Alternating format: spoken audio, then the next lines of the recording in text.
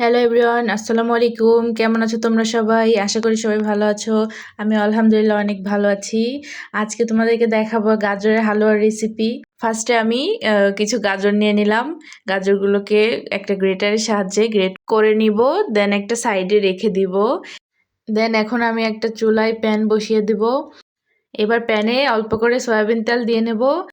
এখানে কিন্তু বাটার অথবা ঘি ব্যবহার করলে অনেকটা ভালো হয়। তো আমার কাছে ছিল না, যেহেতু এই জন্য আমি সয়াবিন তেল ব্যবহার করেছি। সয়াবিন তেল দিয়েও এটা করা যাবে। তেলটা গরম হলে তেলের মধ্যে কিছু গরম মশলা দিয়ে দিলাম। এবার গ্রেট করে রাখা গাজরগুলো দিয়ে দেব। পুরো গাজরটা আমি দিয়ে দিচ্ছি। দেখো বন্ধুরা, সম্পূর্ণ গাজরগুলো দেওয়া হয়ে গেলে এখন এটাকে আমি ভালো করে একটু ভেজে নিব। ভালো করে সুন্দর করে নাড়াচাড়া দিয়ে ভেজে নিতে হবে। ভাজতে থাকবো যতক্ষণ না পর্যন্ত এখান থেকে পানিটা বের হচ্ছে, ততক্ষণ একটু নাড়াচাড়া করে সুন্দর করে ভেজে নিব।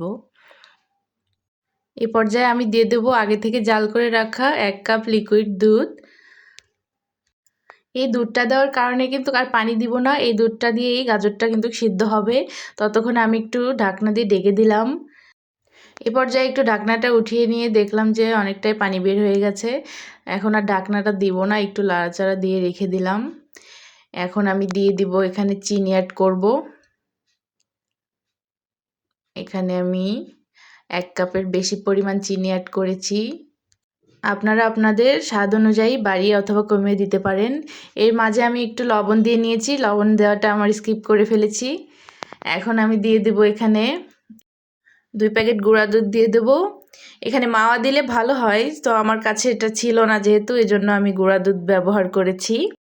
গুঁড়া দুধটা অ্যাড করার পর ভালো করে এখন আমি নাড়াচাড়া দিয়ে নেব। নাড়াচাড়া দিয়ে অনেকক্ষণ আমাকে এটাকে শুকিয়ে নিতে হবে। পানিটা যতক্ষণ না শুকাবে ততক্ষণ আমাকে জাল করে নিতে হবে। এ পর্যায়ে আমি এখানে অ্যাড করব কিছু মোরব্বা। এটা একটু আনকমন হয়ে গেল, আপনারা চাইলে কিশমিশও দিতে পারেন। এখানে অনেকে কিশমিশ ব্যবহার করে, আমি এর বদলে মোরব্বা ব্যবহার করেছি। এরপরে ভালো করে নাড়াচাড়া করে শুকিয়ে নেব। ব্যাস হয়ে গেল মজাদার গাজরের হালুয়া। তো সবাই ভালো থাকবেন বন্ধুরা, আর ভিডিওটা কেমন লাগলো অবশ্যই কমেন্ট করে জানাবেন। আল্লাহ হাফেজ।